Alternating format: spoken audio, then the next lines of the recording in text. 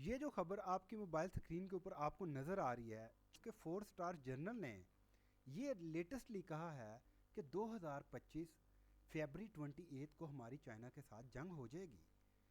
असल के अंदर ये खबर आई कहाँ से है? ये 4 स्टार जर्नल, जिसका नाम माइक मिनहेन है, ये एयरफोर्स यूनाइटेड स्टेट का हेड ऑफ डिपार्टमेंट है। जब ये अपना मेमो लिख रहा था तो ये खबर वहाँ से लीक हुई और सबसे पहले एनबीसी ने ये खबर को ब्रेकआउट किया है।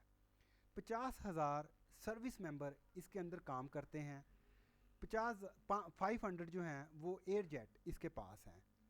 ये माइक मिनहेन ने air force operational United state commanders को ऑर्डर दे दिया है और इसके साथ एयर विंग के जो कमांडर हैं एयरफोर्स के, उनको भी ऑर्डर दिया है कि आपने मुझे रिपोर्ट पेश करनी है।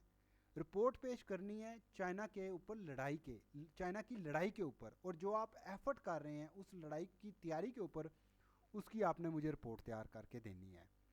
जब पेंटागन के ऑफिशियल से पूछा गया तो उन्होंने कहा नहीं, ये जो सोच है, ये जो खबर है, ये एयरफोर्स यूनाइटेड स्टेट के 4 स्टार जनरल की सोच है। इसके अंदर पेंटागन, यूनाइटेड स्टेट की आर्मी और दूसरे जो लोग हैं उनकी सोच और उनका कोई भी जो व्यू है वो शामिल नहीं है। हकीकत के अंदर तो ये बात है कि चाइना इस खबर जो इन्होंने लीक की है मेमो के ज़रिए, इसको बहुत क्लोजली देख रहा है। यूनाइटेड स्टेट की प्रॉक्सी वार ऑलरेडी जो है वो रशिया के साथ शुरू हो चुकी है यूक्रेन के अंदर, पहले दिन से ही शुरू हो चुकी है। पूरी दुनिया उसको भी बड़ा क्लोजली देख रही है। अब ज़ाहिरी बात है कि यूनाइटेड स्टेट ने सुपर पावर होने के नाते रशिया के ऊपर सैंक्शन इम्पोज की हुई हैं, ट्रेड की, इकोनॉमिक्स की और बहुत सी दूसरी चीज़ों के ऊपर। चाइना को पता है कि जब मेरे साथ इसकी जंग होगी तो इसने मेरे ऊपर भी सैंक्शन इम्पोज करनी है। तो उसने इसका हल ये ढूंढा है कि वो जो अपनी बैकडोर के ऊपर अपनी इकोनॉमी को बहुत ज़्यादा स्ट्रॉन्ग कर रहा है। वो इस तरह अपनी इकोनॉमी को स्ट्रॉन्ग कर रहा है कि जो वेस्ट कंट्रीज़ हैं वो इकोनॉमिकली चाइना के बगैर सर्वाइव ही ना कर पाएँ।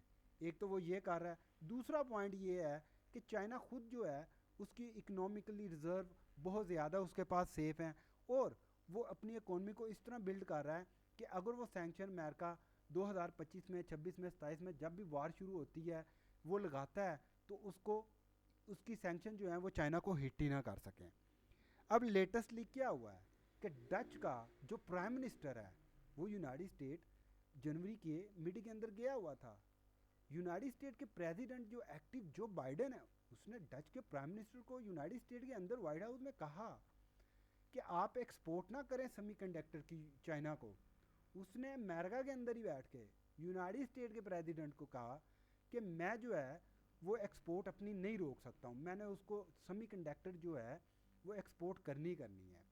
अब अमेरिका कहता है कि अगर चाइना ताइवान के ऊपर हमला करता है, क्योंकि तो फिर मैं चाइना के ऊपर हमला कर दूंगा। और ये 2025 के अंदर ही, जो सबसे अहम बात है कि 2025 फरवरी 28 ही उन्होंने नॉमिनेट क्यों किया है?